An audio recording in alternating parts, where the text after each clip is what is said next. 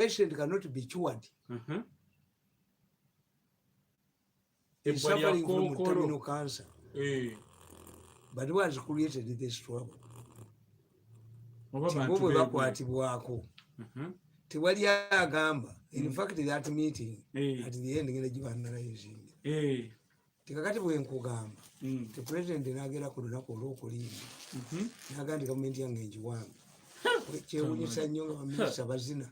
Agina mu charge lunaku lwa kulimba. N'akyogera nti gavumenti ye bitterness oyo gy'alina ogiwulidde. Bitterness yalina ogiwulidde. Ngiwulidde. Naye ng'ekyamunyiza kyali kimu. Yakola propose ye n'agitwalira president n'agikkiriza oli n'agiwa muwala we.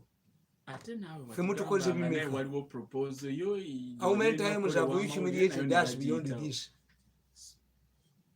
And he says, I looked far to go and never return. Tamale nga kiwambu. The second point. Jojja mu kintu ekyo. Nkugambye nti the president, instead of bringing a peaceful gonde tuzita partial reforms waliwo ekigambo ekirala. Museveni needs to top his government. Agyewambire. Musajja bamuyita Fujimori. Yawamba ye Peru. Bonna n'abasiba. And the situation is with that anger. Liam going to reconcile what? Nagan, and he went there for a purpose. With that anger, when I predict it, that we shall be worse than the Rwanda genocide. Am I wrong? Until you are bitter now. Kati ateze yagenda nga sine miaka 8 ne munkuba buli kamu. How bitter I am. Bemukubye bakadaga ne mbajjawo. Oleetolanya. How bitter is Kadaga? She remembers what the struggle she made to ensure that the parliament removed the 75-year cap. How bitter is she? But nacho be mufumudde ne bababwe bafudde under mysterious circumstances. You say, how bitter are they? Kati gobo bakanye omusito gwenyama bakubyeko. Gwe babyeko ente yakole ki? Bo ogambye eki? Ngokanye omusito gwenyama bakubyeko. Ne gwe babye ente yakole ki? But these are things that don't surface. Abaganda have a saying, when you are involved in an accident, Uganda will ask you, have you bleeded? Omusayi gufulumye. Mafumira you die. If you involved in an accident, Umuganda abuuza afulumiza omusayi tinedda mafumira, you are going to die. Kakati people seething with the anger in their homes. Batumbidde naye teboogera. Bwe bali abika. I cannot rule out a possibility where one person can go to State House with a bomb and explode. To cabinet with a bomb and explode. To rally and explode. Tubadde tumanye abali wabweru wa government mwemuli abanyivu ne mu government mwenyini abanyivu atenga be bali mu ate mwekitinga ayedit. Kakati another point why mutuli akasajja kano nakalabula ne kagaana ke bataddeko miliyoni 3 kooti. Kansomale Mabirizi has been used and dumped. In fact, the court should be lenient to him. Kubana dengamba akasango nga contempt of court anti kati bakasirisa bakawerako bakakozeseza bakasirise zino sidio ziraba zino zikwata ku musango gwabwe kingo bujingo namuyise kati bujingo mwali bujingo ne makula bujingo mwali respect bujingo namugaye nti nakwatidde abasajja Kayanja ne Senyo abo bapasta bane omulala bamuyita Lutalo Robert ne baloya abalala Lutalo yali mu musango ekyemisinde nze nabategeera tingo musango kugenda okutandika the must have a meeting nemba monitoring gwe baba wekyemisana kyamaanyi nnyo kyalattedde naluswa baba wekyemisana they sat and plotted the moment Bujingo goes back to court to Makindi, would be denied bail, sentenced to Italia with his Malaya, as they call her. Then Mitala would call an emergency meeting with the pastor, Jamiru, Rome pastor in the Islam. And they banned the church. Kakati, how? You see, for me, you don't need to hire me. I fight malice. Indeed, pastors, prominent pastors, who should protect, they are not plotting to ban a shrine. They are not plotting to ban a Catholic church or a mosque, but the church. Why? This man supports Muhoozi, and that Muhoozi went there and tried. The prosecutor participated in the meeting. Prosecutor, the judge was ready to implement. Bujingo would be, if I did not allow expose it, Bujingo would be languishing in Italy now, and they would hide themselves. Omusango guno gulimba pastor abalala. Era nalabye akasajja kano natunuulira jjo ku byuma byange. The prosecutor, after exposing it, was hiding in Entebbe. Kayanja aranga him, Senyonga aranga him. He refused to pick the phones, the callers. I saw this command. Afumye kabaka amututte mu court. Afumye president. Amututte mu court of appeal. Yatwala ne Bobby Wine. Atutte wa ne Bobby Wine. Akasajja kanna katunuulidde. Nga kakuba essimu. Ne kakwata ne ku mutwe. Kakubidde kayanja. Ne kamugamba nzije twogere. Oyina ebizibu byo. Sooka osootinga ebizibu. Ffe tetulina na ssente zikuyamba. Ne katakula omutwe nga nkalaba. Yes. This man has told you that after using it, they dump you. But even serial killers who rape women and murder them are idiots. If you kill every woman you rape, how will you get other women to rape? This is where the Indians go wrong. Nti omwana omuwala yagula omusajja. Kati omusajja waba yagala okugaggawala alina okutta abagole bangi. Kakati, these are your mothers who produce. And God akola ebintu bye through miracles. How is it that India has the largest population where women are not respected? Killing a woman in India is not a big thing. Ate be babazaala. Kakati, if you humiliate, you run away, akasajja mukasonyiwe. Bamusonyiwe Malemabirizi. Yes. Have sympathy for him. Malemabirizi abadde mu controversy. Nanti babadde yawalawala baffe. Kasitolaba. Empologoma. Bokedde. Nga bakwakodinzeko articles. Oba abasiramu bwe bakyogera. Omuntu bwakuwaana nnyo yola enfuufu omuyiwe mu maaso. Yes. Embwa. Yayirya. Onoosula ku buliri. Ne mukyala wange neesula wansi. Ayirya. Onoolira ku sowaani nze nendira ku ttaka. Ayirya. Embwa ginkale gingeerumba engo. Once the leopard grabs the hunting dog, the hunter runs away. This is what they do. This young man is talking about Andrew. If Andrew from the horse's mouth is complaining, but the issue, who are they? Bebani. Bebani abo. Yes. Kanakasajja mukasonyiwe. Mabirizi bamusonyiwe. He was used and dumped. Nabagamba. Nabagamba. If a man can remove a nun from a convent and take her for what you call an away march, do you surprise you if such a skilled man who can remove a nun from a convent can impregnate your daughter or take away your wife? Bwe kibanga omusajja asobola okumatiza omusista n'amujja mu convent, omubiikira n'amutwala mu loogi ne gundi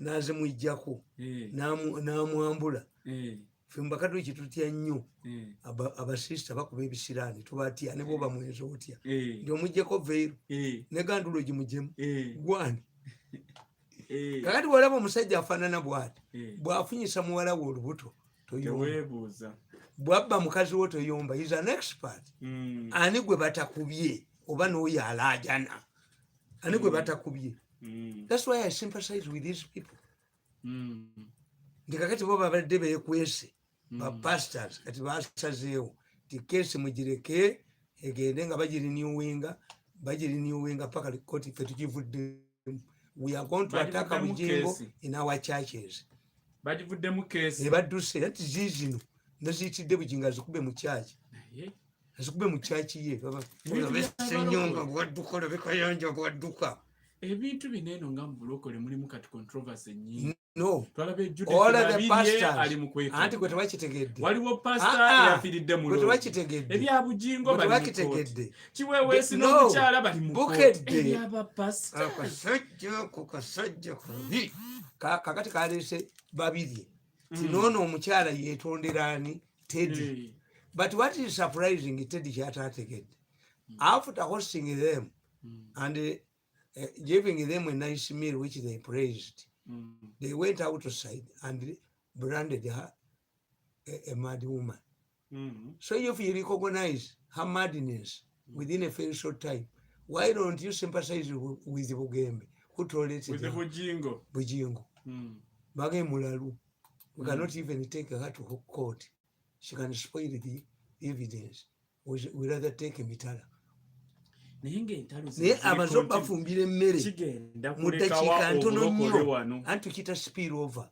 this simmering nti omuliro nti ejjinja gundi kyabazinga akoleka ndi muhoozi mugende nga Museveni amuzimbidde olubiri mwekwasa ente mumugjeeko naye ng'ate babba ssente Tamale buli gwe bamukubira lwa muhoozi nti ono Nyakayishiki byencha Nyakayishiki manyi kitegeeza byencha Nyakayishiki kitegeeza omuganda kyeyaligambye nti Katonda annyanukudde omuntu gw'obadde olinda oba mwana oba muki Nyakayishiki mu lunyolo kikuwadde kyobadde olinda Katonda akikuwadde osaba nnyo timbadde siina musika naye amumpadde abanyolo gwe bayita Nyakayishiki omulema yeekulula gwe mwaliyigiddeko I used to see that woman very beautiful woman articulate kati yeekulula bwekuluze ku mikko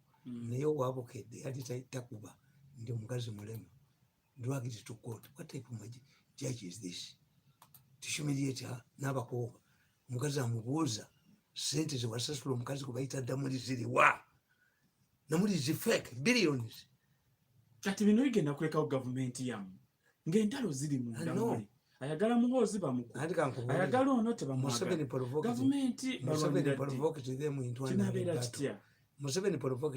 an anale battle kakati kabalwane nga bukyali when you see politics like fishing you start the water and the fish comes out to fight and it enters the net politics alinga kuvuba okuvuba togamba ng'ensolo noga nti ku kizigo omusirike enkasi yejjayo ekyennyanja kijje kirwane nekigwa mu neeti kakati yazi 5 years yakamalako omwaka ogwo ayina emyaka emeka naye Besigye ne Bobi Wine batuula 4 years ahead the factors that will determine Uganda's politics into the 26 teziriwo kati twadde twagala nakukituukako ekyo mu maaso oza lwaki Besigye essaawa eno awandiikidde Bobi Wine anti Besigye yali bwati kuba red campaign omusango gwa organize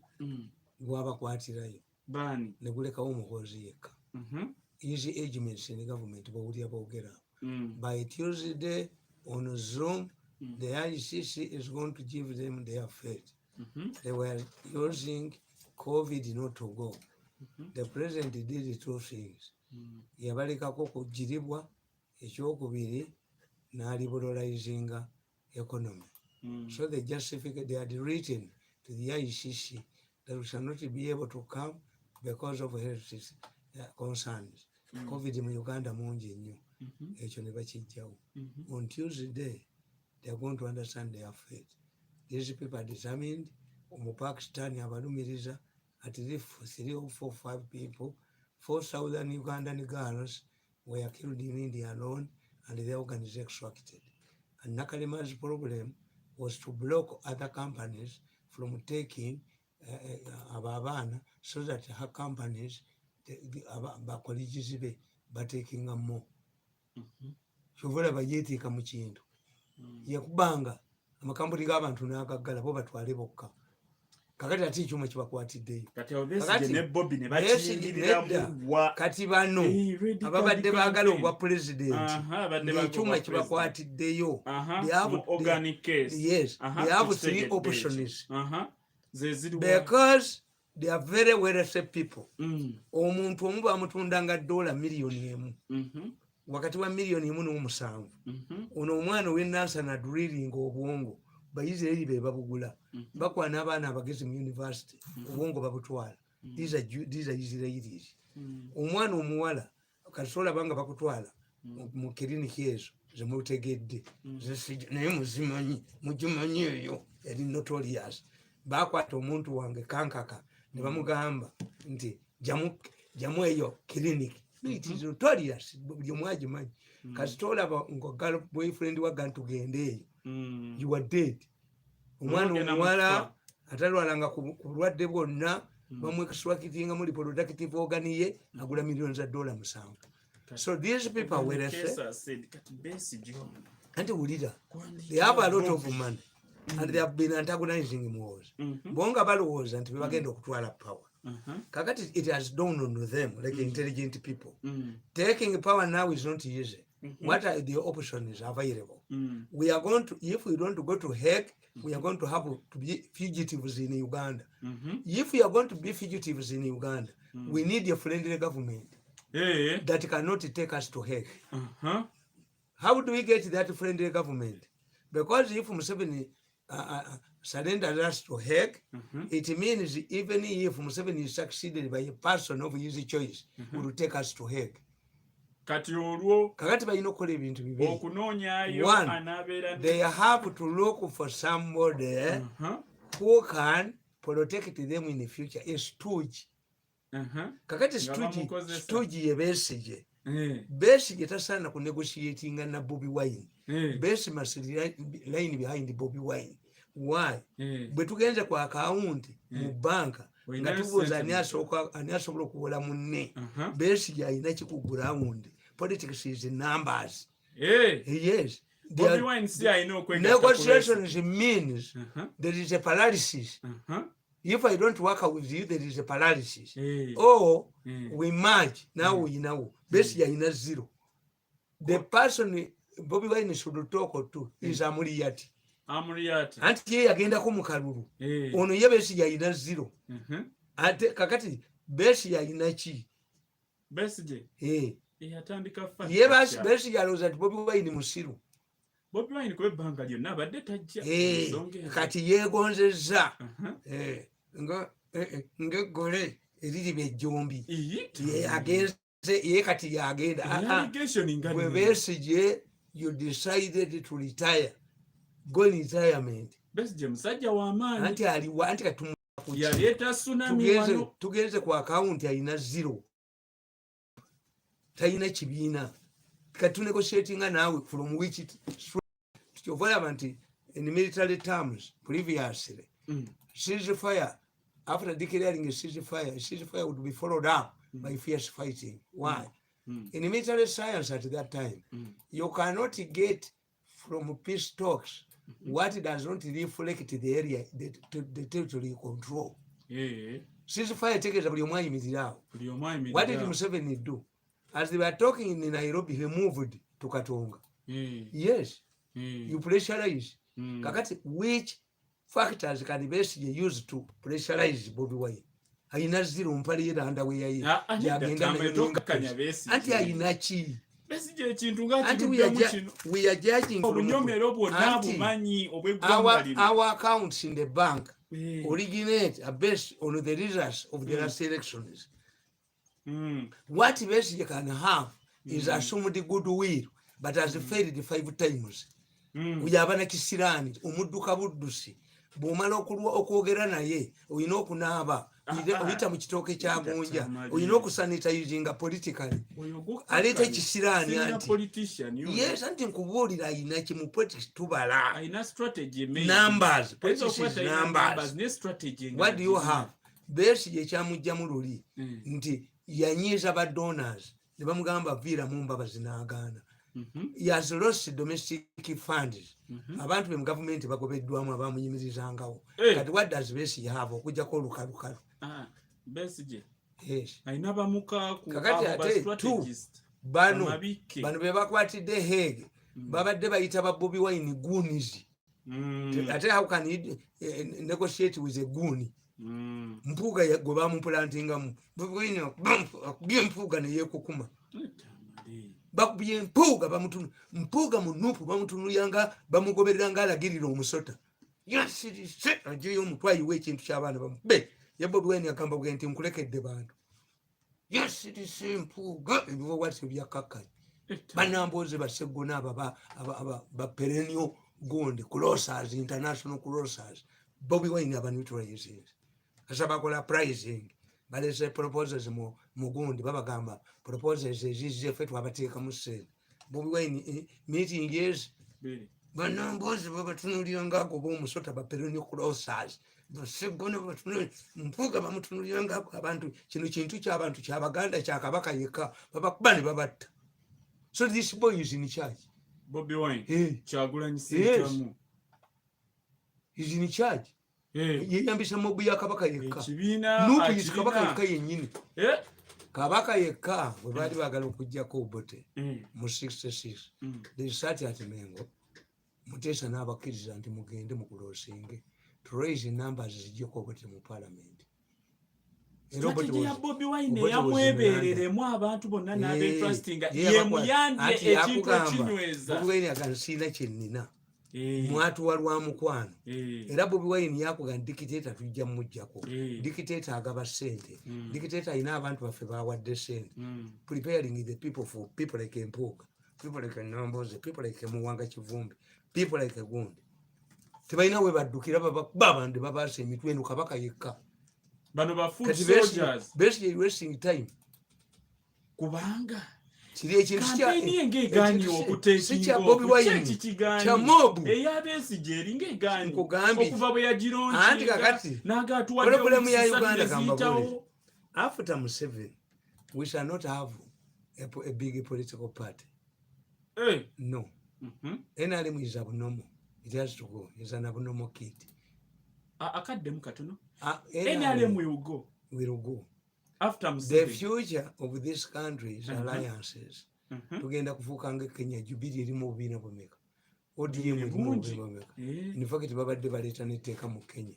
When did you stop forming alliances coalitions? Yes. Kakati nga mu mbeera eno tetugenda kuddamu kubeera na political party. The last biggest party in Uganda is going to be NRM. NRM is an abnormal kid who must die with Museveni. It's not Chama Cha Mapinduzi. There's no super glue holding these people. Kuba tekula structures ziri strong eza party nga bola Chama Cha Mapinduzi nga bola baziri when they propose this ugundi kino ekyekiralo ekyokuggyako abantu eddembe eryokulonda article 1 the foundation of this constitution 1 Tadongo yekka ye yayogera ku secretariat nti tekiriyo. Yes. Tadongo yekka. Why Tadongo alone? Kitegeeza party structure tiriyo. Nabo tebamanyi kigenda mu maaso. Kakati nze nkubuulira nti abazungu baagala coalitions. Why? A coalition ensures democracy. Museveni has achieved all what he has achieved because of his dominant party. Where you have 400 MPs nga abantu 13 tewali kikulema kukola. Buli kimu obosoki. Naye ate balina nabye si babe. Anti waliwo ababateeka mu ssente. Nga bajja. Museveni ne Bobi Wine bali mu same boat. Ne Bobi Wine nekugaa nti yateeka abantu bagenda okuzikirako ewaabwe kozi basazi bansawo baasi bwe yatuukayo temuli bantu abayita tebajja babbidde obutaala ne badduka ne Museveni naye balina sibabe kati olwo kakati kikutegeeza nti the future is not alliances. We shall go to get fragmented political parties.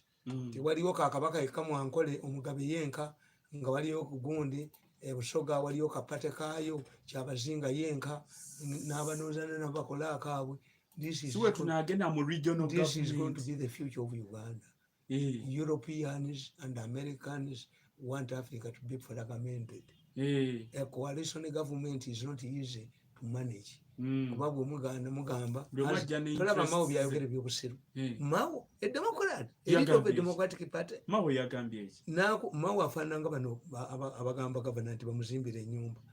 If a governor is a pauper, a governor afuna million 5 n'okwambuka.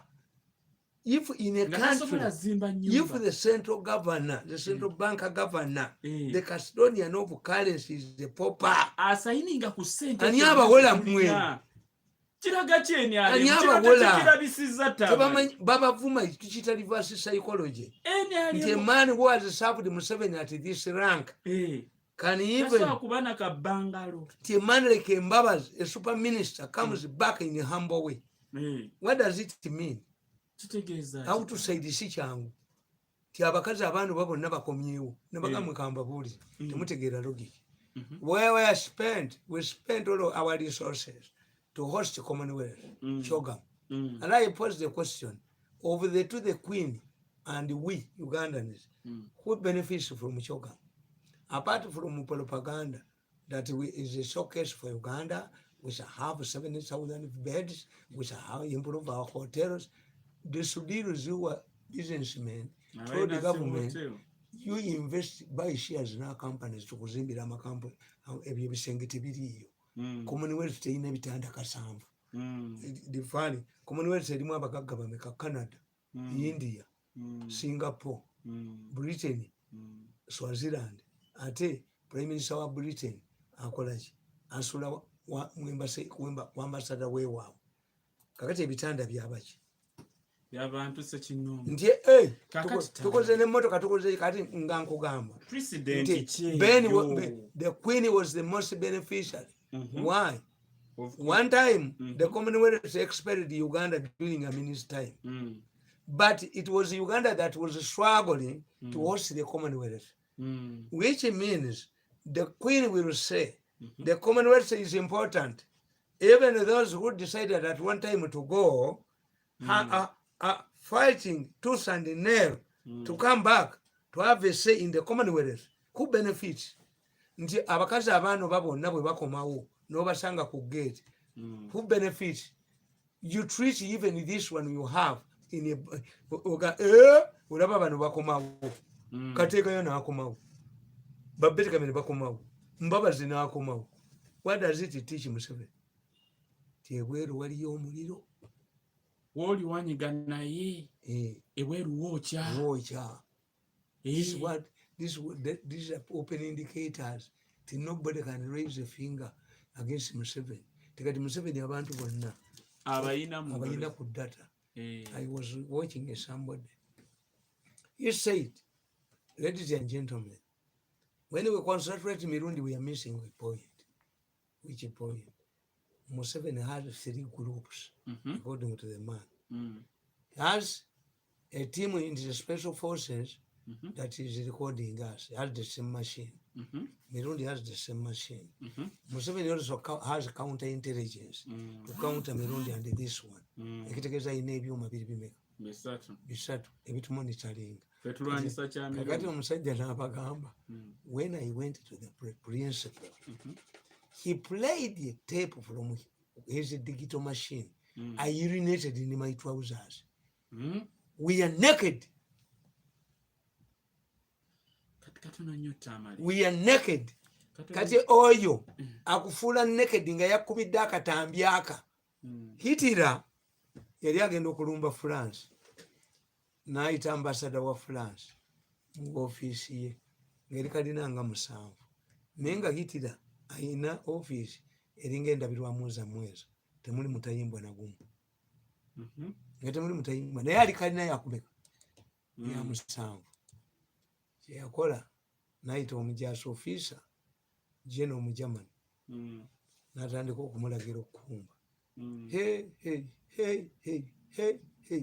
omusajja yayita mudiisa naagwo kukalina 7 naafa nagamba ambasada wa Bufalansa temwe temusobola Germany mu you have such a discipline omusajja yayise mudiisa naagwa simulagidde nti yimirira that's a German soldier ambasada wa France yaddayo nga akankanye waliwo ono twali tugenda okuzanya omupiira ne Tunisia aba Uganda obutabala bwabwe ne bayita ambasada wa Tunisia abeera omugenyi omukulu buli muzanyi wa Uganda gwe yakwatanga mu ngalo ng'omutima gukubanga engoma n'agamba bali nti bano mwabagobye dda basajja bakankana era batukuba golo 5 bakankana omuntu akuyita gwe ti omwagalira mukazi we muba mulaba ekinigeria n'ateekako gwe nga mwetema sipeeya tobola woyitira gwe tewaliwo omusajja yakikola munne kazijewo buno ate tweyongere naye nga president eyo enebeera nnungi otandika buli mukozi wa gavumenti kyabaddemu asigala omwo nkugambye omusajja yakikola kikyebabala batya abantu omusajja yakikola munne yamugamba nti mperekera mu lumbe nga naye amanyi nti amwagalira omukazi ne badda mu nsiisira ne munne onye Abaganda tova mu nsiisira kati senga aleeta oluwombo lw'enkoko omusajja n'amugamba nti owaye luwooyo ye mukoddomi wammwe ennaku zino balimu aba yamuleese babiri amwagalira omukazi naani n'agamba senga nti oluwombo luwooyo ye mukoddomi wammwe ennaku zino n'amugirayo ebifaananyi n'amugirayo ekimulogi zonna omusajja yafuluma mu nsiisira emisinde ng'omulala olagawa waliwo kyebantumye yabeera ate yalina motoka teyalina ssimu yasula mu nsiko talina bwakomeriketinga na bano yadduka kakati Museveni kyabakola